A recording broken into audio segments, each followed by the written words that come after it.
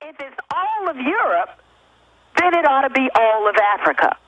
And so he put a stop to that particular plan. And so that is in limbo now. But, of course, nothing would be in limbo if you got those puppets, the NATO allies, in control and recognized as a legitimate government of Libya. Cynthia, incredible. Cynthia, incredible. What are the bombardments like? What are you witnessing? What is the feeling of the Libyan people that you've met with? Well, I've had so many Libyans, it's kind of obvious that I'm an American, and once I open my mouth. And so they asked me, why? Why are the Americans doing this? Because, Gaddafi made many concessions and invited the American companies in. I mean, he made a deal. He gave up the weapons. He kissed their rump. I mean, he did everything. That's right. And the American companies are here. They're here in full force. And even that wasn't good enough. Now, there's another thing that I'll be writing a little bit more about, and that's supposed to be the geological survey that the Libyan government had just to ascertain exactly what their resources were and the extent of whatever the mineral reserves were that they had. And apparently it came back that Libya had far more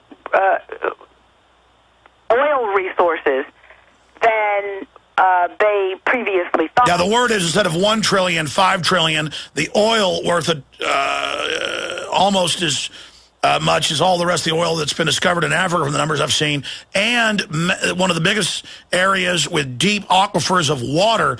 Now, we've only got about 7-8 minutes left with Congresswoman Cynthia McKinney, former Congresswoman. What are the best websites for people to read your reports of what's really happening in Libya and other key points that you'd like to add for the international media that is undoubtedly going to pick up on this interview today?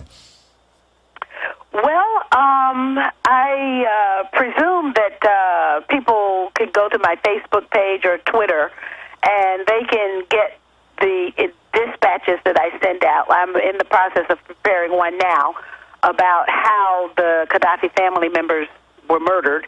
I went and visited that compound, and that is amazing. It's not even a compound; it's a house in a residential neighborhood. I mean, and that's illegal too. I mean, they're bombing houses. They're trying to kill him and his family, and then telling the public, "Oh, we're not doing that." I know. It is just patent lies. Now, you asked about what it's like to be here. I mean, it's like every time I'm in a hotel room and every time the air conditioner comes on, I kind of jump because I know it's dark now and the bombardment's going to start. And so any kind of pop or, I've only been through it, 3 or 4 nights now? And can you imagine what our soldiers are like when they come back with post-traumatic stress syndrome, when they go through it night after night, for month after month, for year after year.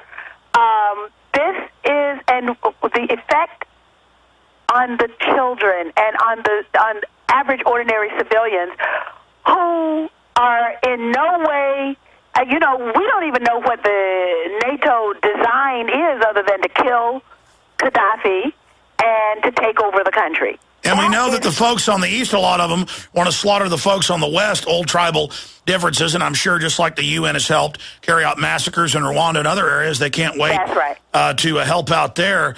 They're going to help folks with this humanitarian mass murder. Now, what do you make of the Russians coming out and saying this is not humanitarian? They're going to try to go to the UN and put a veto in. What do you expect to happen there? Pakistan now says the U.S. is getting ready to start a war with them. The Chinese are saying they're ready to go toe-to-toe. I mean, it looks like we're moving towards World War III, all with the left cover of Obama up there. Well, of course, that's why he was put in office to start with, So, yes, I'm not surprised that all of this would be happening under President Obama's watch. And then, of course, we still have the Cold Warriors who believe that Russia and China are the ultimate and penultimate enemies of the United States. And so rather than seeing the world as a global community, they see the world as a collection of rivalries that need to be overcome. And so for one, if the Russians or the Chinese are ready to put an end to what is happening here in Libya, I would say thank you very much for helping bring some sanity back into I'll say this. Policy. I would be against the Russians when they were taking over Eastern Europe, and I'm against that. I was for the Berlin Wall falling. I don't like any tyrants. We have become that. You don't see Russia and China blowing countries up everywhere.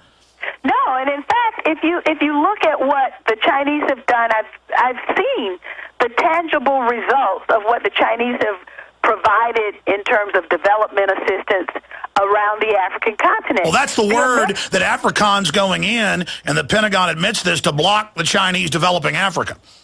Yes, that's right. And the worst thing, of course, you know, from the whole idea about what's a threat, the threat only can be carried out if there is the means by which to do so.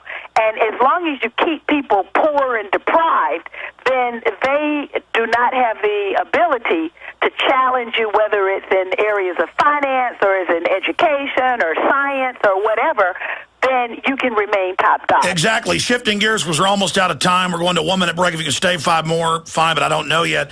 Congresswoman, what do you make? I know you're over in Libya, bravely under bombardment, so you probably don't know, but the media is trying to demonize you. How dare you go report what's happening? You know, how dare you go give another view on things? What do you make of the demonization of yourself for being over there? Alex, you know what it's like. I mean, you know, I'm here with Washington Times, Los Angeles Times, and the Washington Post, Los Angeles Times, and the New York Times reporters. And the first thing that came out of their mouth to me was, "You're so courageous to be here." But, you know, they would never print it. And so at the end of the day, it goes with the territory of telling the truth. That's right. Our job's easy. We just tell the truth, but few have the courage you have. Let me talk to you during this 1-minute break, see if you can stay. If not, this will be it. Visit Infowars.com and PrisonPlanet.com. When you're on the site, you can also tune in 24 hours a day to my daily radio broadcast. There's also a free iPhone app to listen to the syndicated radio show when and where you want.